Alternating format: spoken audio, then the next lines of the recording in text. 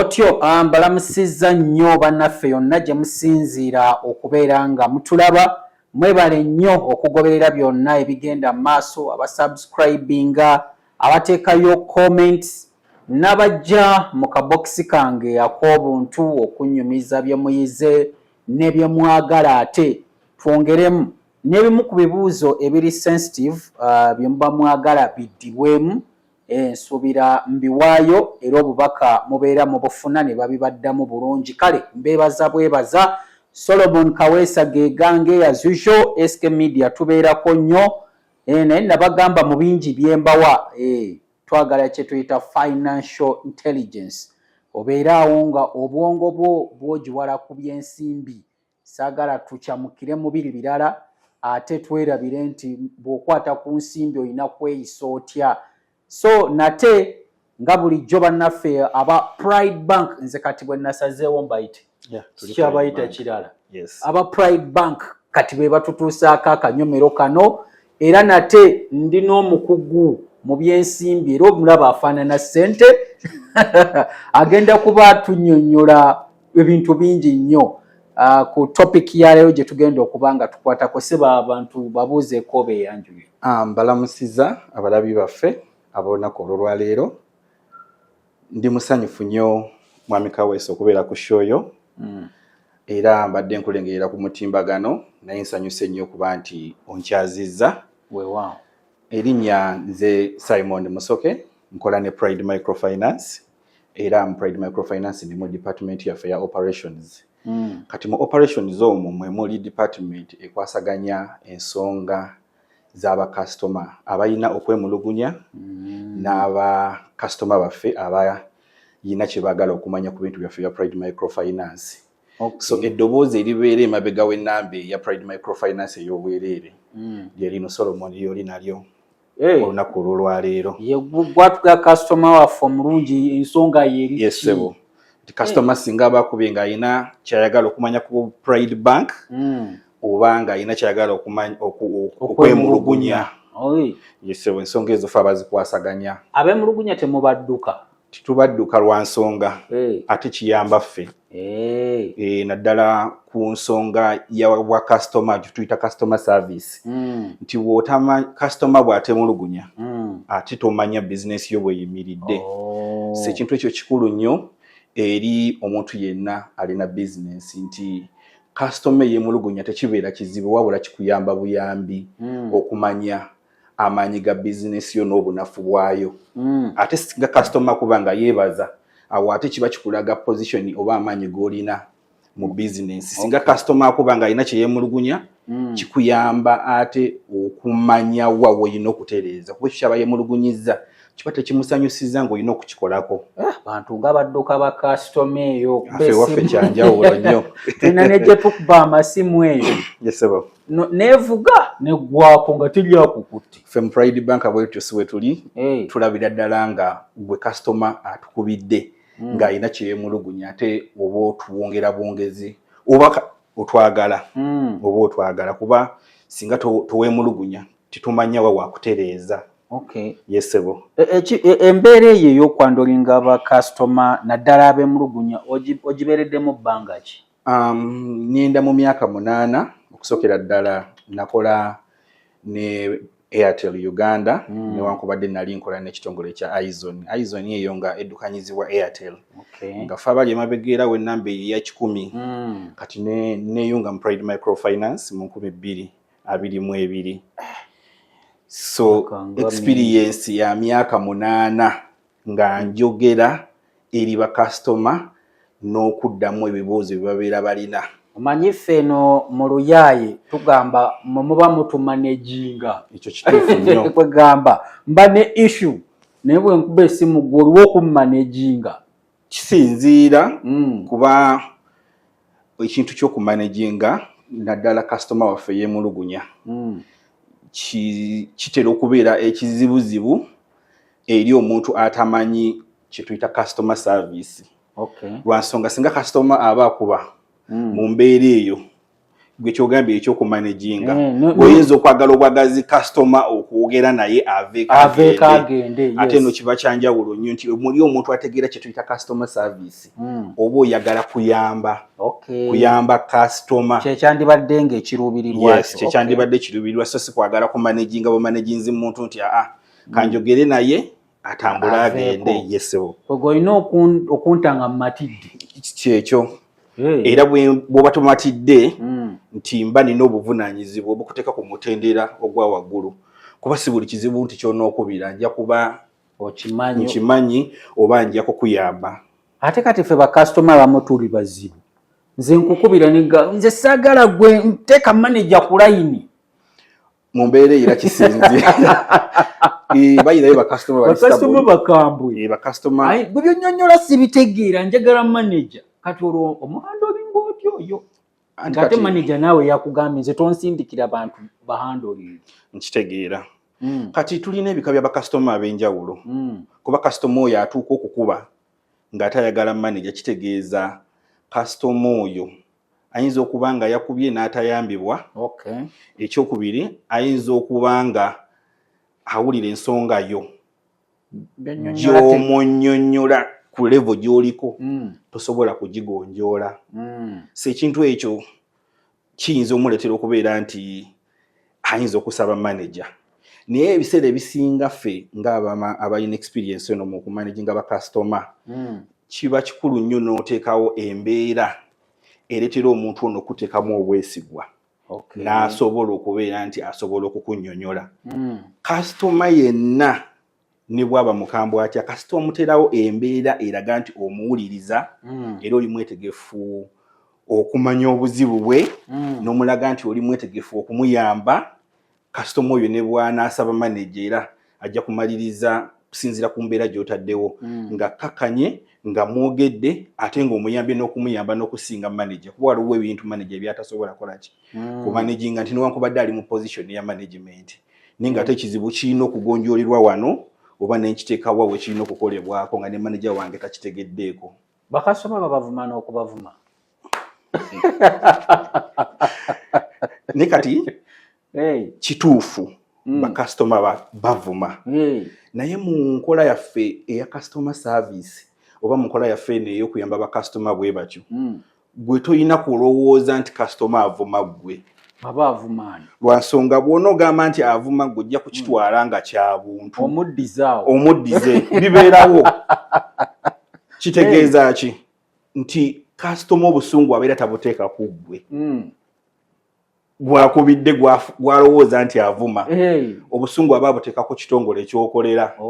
So kiba kirungi nnyo mu mbeera efaanaganako bw'etyo nti kasitoma bw'aba akubye ng'avuma gwe n'okitwala nti tavuma ggwe kuba buli lw'onookitwala nti avuma ggwe emikisa giri waggulu nnyo naawe egy'okutabuka mweddizaawo ebisongo. Ate no bakasitoma abeera nga akumanya ayinza okuba nga ayogera naawe ku ssimu natandika okukuvuma byennyini by'olina ng'ate mu butuufu obiina n'agamba olega amatama weeyerusa okitegeera ng'ekyamazima nga yeggwe kennyini ekivaamu n'okola ki n'onyiiga n'otabuka ne kasitoma. So mu mbeera eyo kasitoma gwe kyolina okuteeka mu birowoozo byo ng'amusaavinga oba amukolako nti kasitoma ono obusungu tabulina ku ggwe.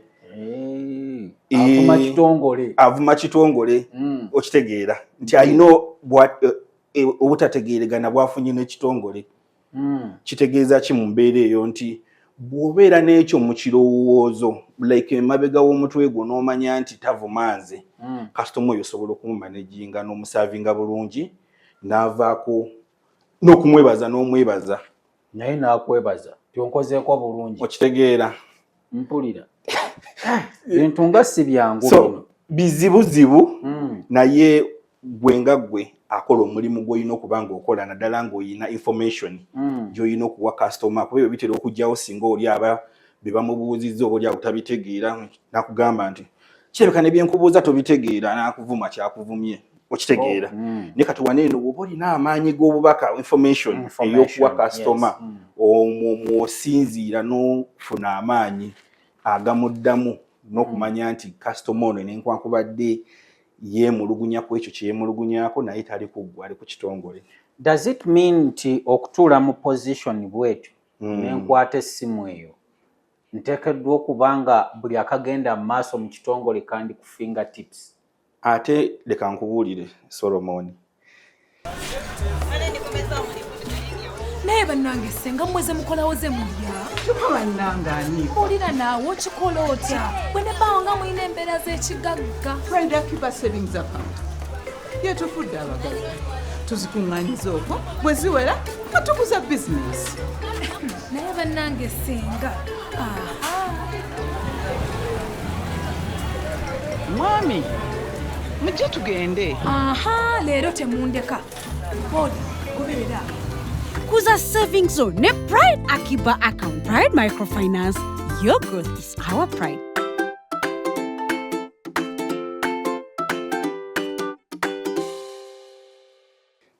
kino kiyambira ddala nnyo lwa nsonga omuntu ono ayogera ne customer kiringa ng'ekisumuluzo ekigula ekitongole.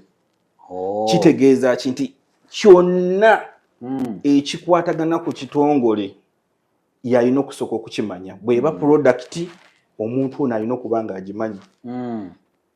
Bw'ebeera nga waliwo kyetaaga oba ekivuddeko mubuweereza nga bw'omanyi nti tuli mu nkola ya network teriiko. Nze nina okusooka okumanya ate customer si yalina okukola ki? Okukubira nti ate nga network yange teriiko. Akubire ng'oli aweya. Ndi aweya nga n'ekyokumuddamu mmanyi. Kuba mu mbeera efaanagana ku bwetyo nti bwe tubeera nga tulina customer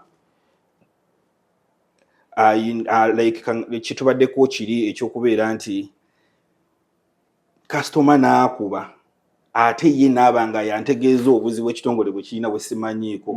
Awo mbeera sikoze baba tebanyambye, ekitongole kiba tekinyambye. Kitegeeza kintu niwabeera nga waliwo upgrade egenda mu maaso oba nga waliwo obuzibu bwonna bwe tusuubira oba waliwo empeereza etaliiko mu kaseera ako, nze nina okusooka okumanya. Kati olwo bwe mmala okumanya kinyambako oba kituyambako ffe nga section eyo okumanya nti customer twogera naye ki. Lwa nsonga nti nze nniza okuba njogera kirala ate nga ne munnange gwe nkola naye gwe tulina okusavinga bakasitoma naye ate naye ng'amanyi kirala oba okiraba. So kati mu mbeera eyo information yonna tulina okubeera nga etuukira ku ffe ne tuba nga twogera olulimi lwe lumu. Bakasitoma bali stubborn nti bwankubira ne munnyonnyola kye munnyonnyodde ate n'addamu n'akubira Kawesa n'amunnyonnyola kirala ate customer kiba kimuconfusinga.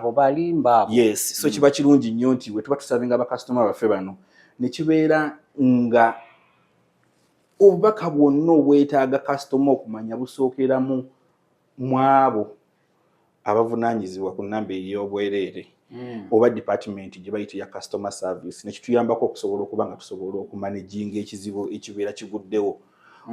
Okitegedde? Nandyagadde okumanya kwemulugunya ki kwe musinga okufuna ku bakasitoma ba banka eno? Okwemulugunya kwe tusinga okufuna nga Pride Bank kwekuusa ku tekinologi yono naddala bakasitoma baffe abagezaako okukozesa essimu zaabwe okugyayo ku ssente. Bakasitoma baffe abagezaako okusindika ssente ku ssimu zaabwe eza ku akawunti zaabwe eza Pride Microfinance. Ssente ezo ne olwa network ne zirwawoko okujja kitero basoomozaamu. Naye mu mbeera eyo ng'ekitongole tulina engeri gye tubamanagingamu ate tulina n'enkola eriwo ennambulukufu eyamba customer yina obuzibu obwo. Tisinga transaction eno oba ssente zaweereza zigana okuyitamu tumanya ndi bwaba tatukubidde ssente ze zijja kugendako olunaku oluddako nga terunaggwako. Osobola okubira wali n'omuganzi laba wano wasindise oba tobiraba awo? Ziyinza obutabeerako kuba ziba tezinnatuukako naye zino ezivuddeko ku akawunti ne zitatuuka ku ssimu zo tusobola okuziraba nti zivuddeko naye tezikola ki tezinnatuuka. So ne tumunnyonnyola. Bakasitoma baffe balungi nnyo bakitegeera mangu ne batugumiikiriza. Lwakuba obuzibu bwe bujjira nti singa nkikola olwaleero ne nkikola n'olwenkya ne nkikola na luli nga nfuna obuzibu bwe bumu. Biba byonoonese. kati customer yafuna repeated kwe mulugunyo okwo kitegeera omukolo otya leero kyekimu n'empya kyekimu tekitera kubeerawo Solomoni tekitera kubeerawo nti era network ne weba evuddeko weesanga nga tuwanguwa mangu okulaba nti twogerezeganya kuba bwontegeeza nti nenfuna bakasitoma kangambe bataano nga bantegeeza ku kizibu kyekimu sente ensindise tezituuse sente enzigyeko ku akawunti tezituuse ku simu tulina tiimu yaffe eya tekinologiya gyetuweereza obubaka obwo n'ekimanya ne bakwataganira wamu n'ebitongole byaffe ebirala ebyenjawulo ebikwatagana ensonga eyo ne kitwanguyira okubeera nti bakasitoma ate ababeera bazzeeko tebafuna buzibu obwo mu mbeera eyo so kyekyo ensonga lwaki olaba nti tugambye nti tulinga ekisumuluzo wabeera nga waliwo ekizibu tumanya kasitoma asobola okutukubeera ne tutegeera oba waliwo ekizibu mu kitongole ekiriwo okitegeera waliwo bye batategeera bye banyonyola ku branch batukubira ne tubatereeza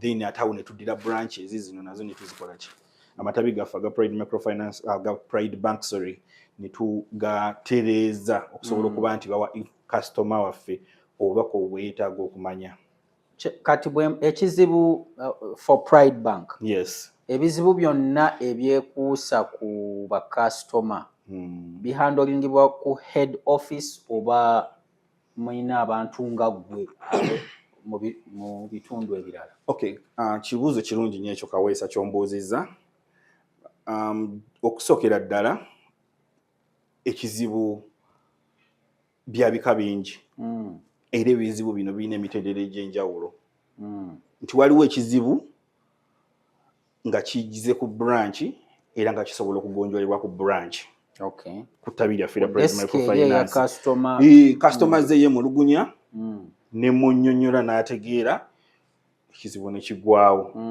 ni waliwo ebizibu ebiri waggulu wa branch oba wettabi lyaffe lya Pride Microfinance yesebo nga kijja ku kitebe ekikulu olwo bali bamuwa amagezi akuba ayinza obutakuba naye tulina enkola ennambulukufu gye tufunamu obubaka obwo nti ekizibu ekyo bwe kiba kivudde ku branch ku ttabi lyaffe lyonna oba kivudde eggulu oba kivudde padel ono omuntu waffe afunye ekizibu ekyo kasitoma gwakinnyonnyodde agenda mu sisitimu yaffe n'ateekamu ekizibu ekyo kati nze ali eno nenkifuna nemmanya nti kino ekizibu tekigonjoolebwa ku branch then awo ne tukwatagana ne tiimu zaffe ez'enjawulo ezikivunaanyizibwako okitegeera then ne wabeerawo n'ekizibu nga kigonjolebwa ku kitebe naye ng'ate kirina okwongerwayo ku mutendera ogw'abakulu ti management ebintu bwe bityo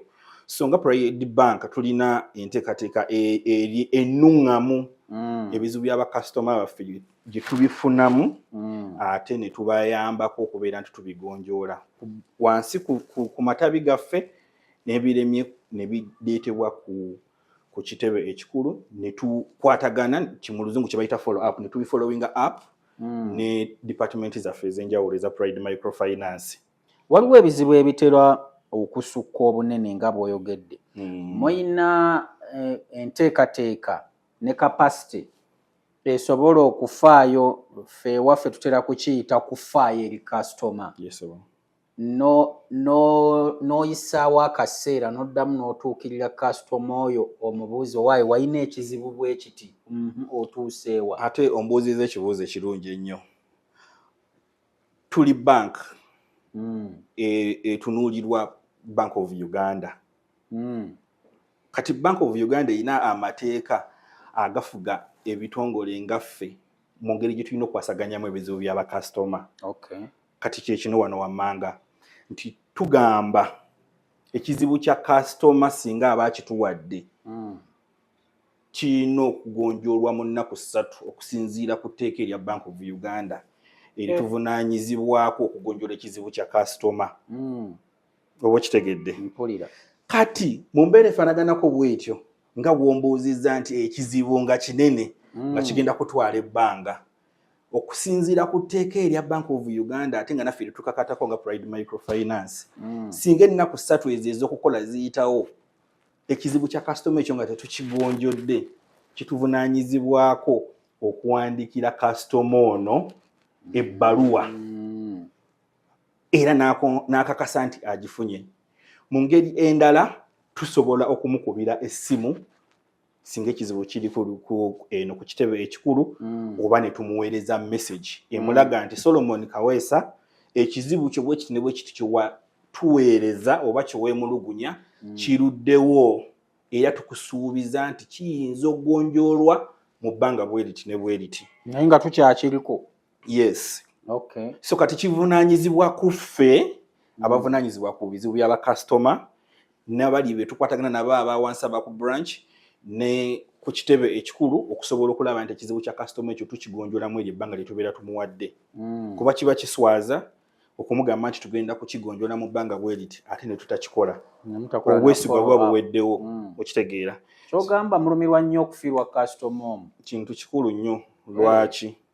Lwa nsonga nti bwe tutunuulira ensonga gye tuyita eya customer service oba engeri ba customer baffe gye tubahandolingamu oba gye basavingamu kintu kikulu nnyo eri ekitongole. Yensonga lwaki olaba nti mu kaseera kano we twogerera ebitongole ebisinga okuba nti bikola bulungi bitadde nnyo ssente mu kintu kye bayita ekya customer service. Nti customer ono bw'oba omukoze bulungi manyi oyinayo abantu bagenda okukuleetera abasukka ne mu 5. Nti nze abo benneesiga. Ne kati ate obuzibu bwe buli we wano enkula yaffe y'abantu yanjawulo nti ate singa customer ono aba takoleddwako bulungi waliwo enkugambidde nti ajja leeta 5 okutweyungako nga Pride Microfinance. Sorry, Pride Bank bannange twakakyuka. Yes, nga Pride Bank. Weesanga nga ate atukoze bubi nnyo n'addusa abakasitoma baffe nga 7 oba 10.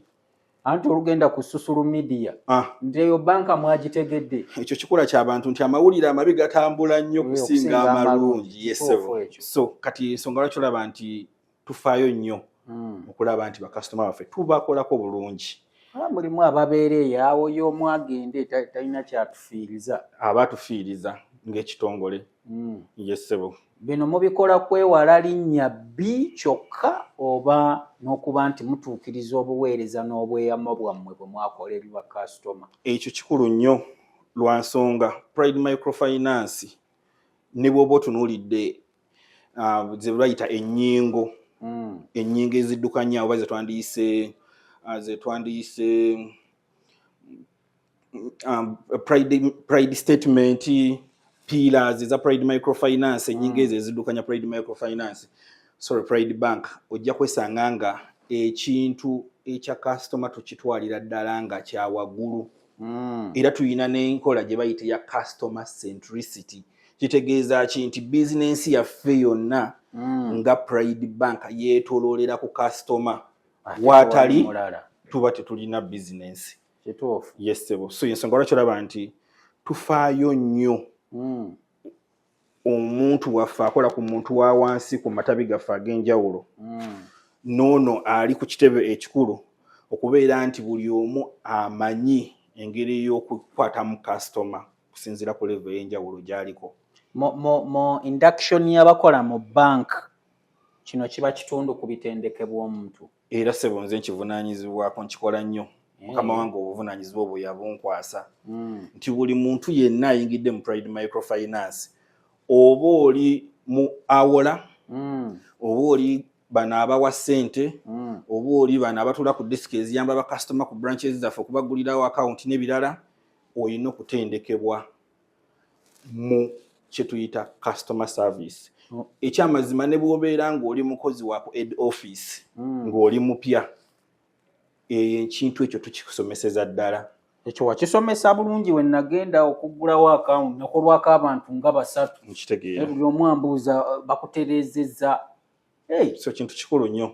Biba binyuma. Waawe tutuuse nti tetwogera bwogezi naye era ne bw'otuuka ku ttabi. Ensonga lwaki olaba era tuteekawo emikutu egy'enjawulo nti bw'obeera tokoleddwako nga ffe bwe tusuubira olina weemulugunyiza. Okuwemulugunyako netutuukako. Yesebo. Kati we tumala okuba nga tukufunye gw'atakoze bulungi ne twogera naawe okusobola okulaba nti otereeza. Ate ng'ovudde ne ku ensonga eyo ya customer service okugobya egobya anti kati yaleeta ssente ate omuyisizza bubi. Kitegeera osavinze customer omu 2 3 15 bonna beemulugunya ku muntu omu Kaweesa.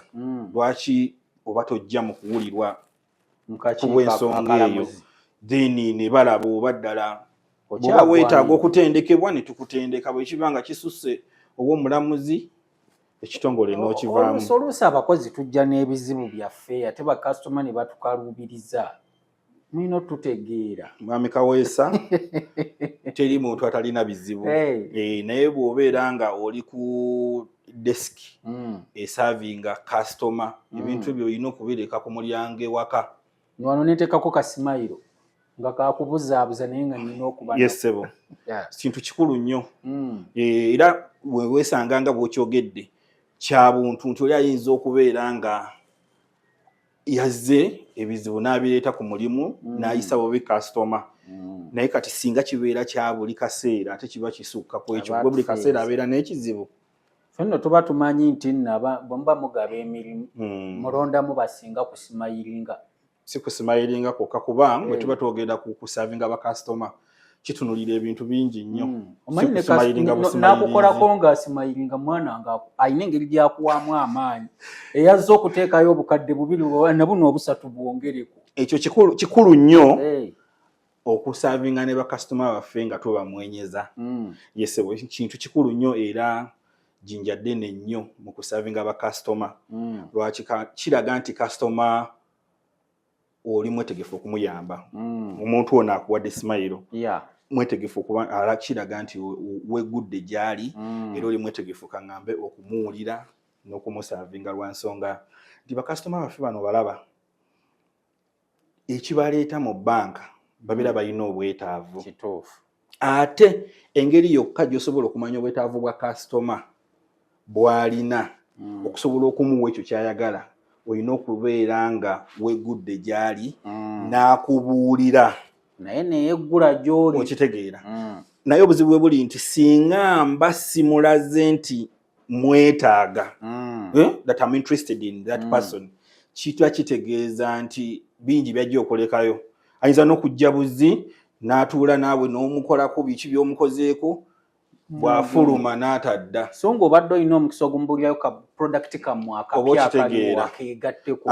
Ate era mu ngeri y'emu nga bwe nkugambye nti kino kituyamba mu ngeri nti tutegeera kasitoma ono nga tumulaze nti tumwetaaga bw'aba atunnyonnyodde obuzibu bwe nga yeguddewo gye tuli naffe nga tweguddewo gy'ali tuba tulina obusobozi obumuwa ekyo kyennyini ekigenda okumuyamba. Okiraba? Ne tutagendera nti kasitoma anonye eki. Ayagala akawunti. Ng'omuggulawo akawunti agiguddewo yaki ayagala gikozesa ki. Tomulambululidde nti naye bw'oggulawo eno ate ekuyamba bweti ne bweti. Noweesanga nti kasitoma oluzze n'akugamba ayagala kugulawo akawunti n'omuwa bwe ebipapula n'ajjuza. N'otunula eri. Kasitoma olumala okugulawo akawunti agenda tannatuuka na gy'agenze ng'atandika okulaba messages sente zivaako. Tuwamunnyonnyodde kika kya akawunti nti kuliko charges. Ate nga ye ekigendererwa kye kyamulese mu Pride Microfinance ayagala kusevinga ssente agule akate oba agule ka TV oba agule ettaka lye okiraba ate alaba ssente zivaako. So kati ensonga lwakiraba nti oyo kasitoma tajja kutukubira ye mulugunye agambe sikyadda na wammwe. Kati n'olw'embeera eyo tuba tukitegedde ng'abantu baffe tubagamba bannange munnyonnyola abantu ebintu bye tutunda.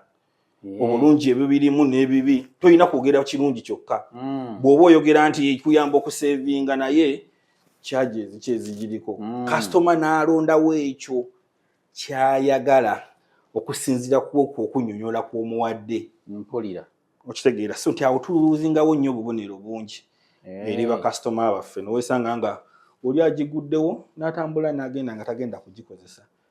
Oba oli atutte looni mumuwadde looni etagenda muyamba. Kituufu n'atuuka eri ssente ne ziggwera waawo just. Okitegeera kati awo oyo ate abagenda bafuukira kizibu nti tagenda kugisasula. Ani abaafiirwa mu mbeera eyo? Era bbanka yo. So nga tekitandikira wali kweri simayiro n'engeri gye wayanirizaamu kasitoma ono okusobola okumuwa obuweereza obulungi. Kale tugenda kuba tuwummulamu eddakiika ntonotono tuyiseewo obubaka buno tukomawo temuvaawo.